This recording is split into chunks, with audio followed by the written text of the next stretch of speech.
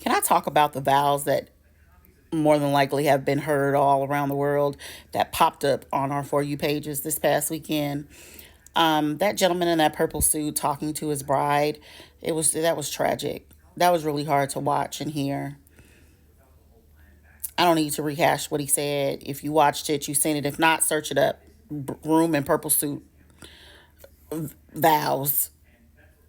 You're gonna find it. It it it was just nothing short of tragic and sad for that. I can't imagine what she's been through, but I'm sure from the look on her face when the camera panned to her, she already knew whatever he was gonna say was gonna be on some bow. I caution a lot of people who are entering into relationships to really know or learn the definition of what love is. Love is not what you're seeing people talk about on TikTok or Facebook or Instagram. I would caution you to go to First Corinthians chapter 13 and search the scripture on love.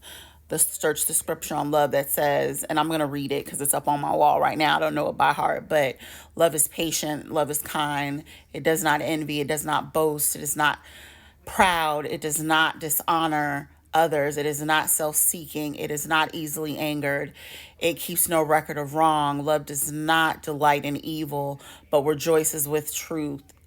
It always protects, always trusts, always hopes, always perseveres. In those man's vows, I heard a lot. I heard a lot of pride. I heard dishonor.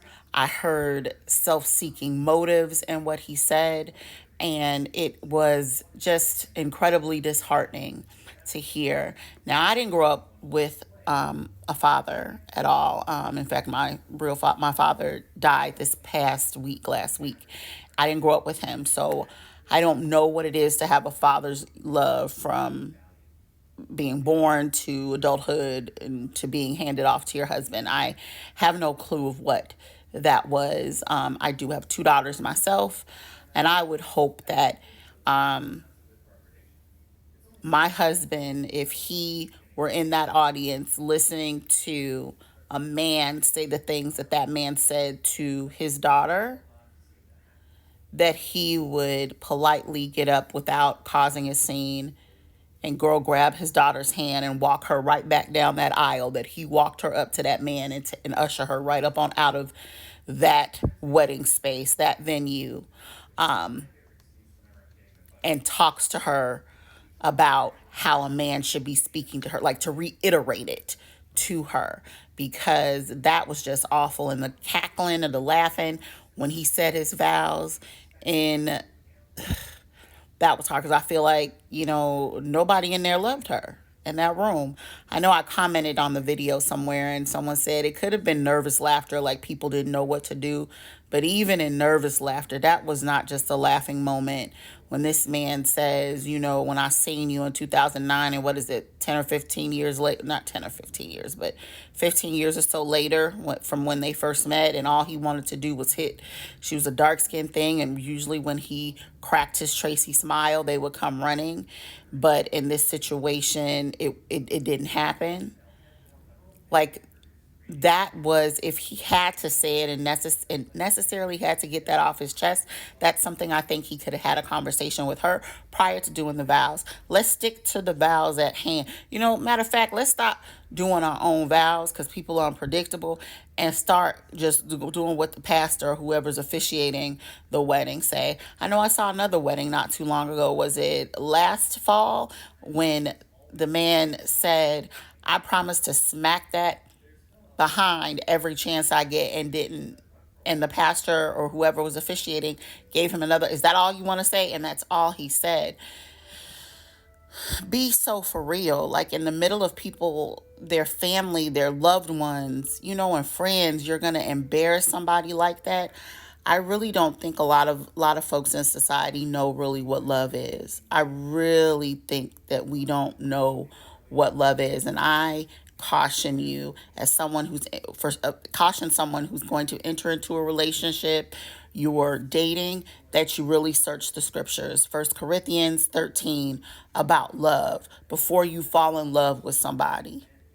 Before you enter into a committed relationship with somebody, truly know what love is, because you're in no way are you to dishonor your spouse in any way. In no way are you supposed to be boastful. In no way are you not to be kind to that person. And I just think we have a lot of people out here who have no idea at all what love is. I think people have a warped sense of love is provision. So if you're married and you work a job and you bring home the bacon and sometimes you fry it up in the pan, or it switches off between the spouses, that's love.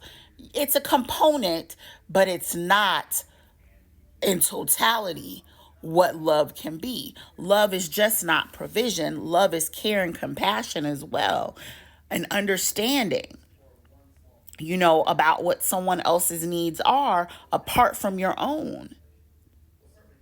And I'm not saying for me, I've been married 21 years, been with my husband 24 now. And I can tell you, I had a skewed view of what love was. And that was from me growing up, looking at fairy tales, reading, love novels and thinking, or watching movies and thinking, oh, that's how I should be treated. I'm a damsel in distress. I need the man on the white horse coming to save me and all that. And that's fictional love. And some of those things can happen to show you love, but it's not love in totality for you. It's not complete with just those aspects. And sometimes it's going to be hard, and it's not going to look like the fairy tales that you see on television or in the movies. It's just not going to be that way. And for some people, it is. And God bless you and congratulations to you if it's that way, where it's just effortless for you. But for some of us, it's going to be a little bit harder because of some of the trauma, some of the things that we've witnessed. And if we weren't shown growing up true love, like a lot of us grew up in families where there was a provision. The daddy provided, the mom provided. You had a roof over your head. There was clothes, there was love. But some people weren't even hugged. Some people weren't even told that they were loved on a consistent basis. No one really even pursued love from them.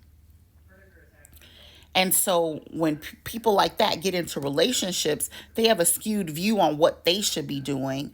And then if it doesn't look like maybe what they grew up with, it's hard for them to hear from the other person what that person needs. They're like, oh, I'm doing this and that. You should be satisfied. This what my daddy did for my mama, like subconsciously. So you should be satisfied. Mama dealt with it.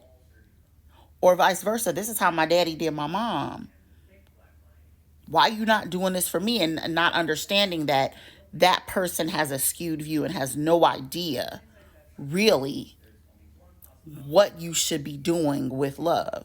So again, I just go back and say, search out the scripture in Corinthians about the patience of love, the kindness of love. That love is not self-seeking, that you're not giving love so you can get it back from someone, but you're giving it to them because you believe you love them and you think that they deserve what you have to give. And in doing that, it can be reciprocated. I don't know. I may be rambling, but I think that, I believe in the scripture that it always protects. Love always protects. And that means your heart is protected. Your mind and your emotions and your feelings are protected in your relationship with someone that's supposed to love you.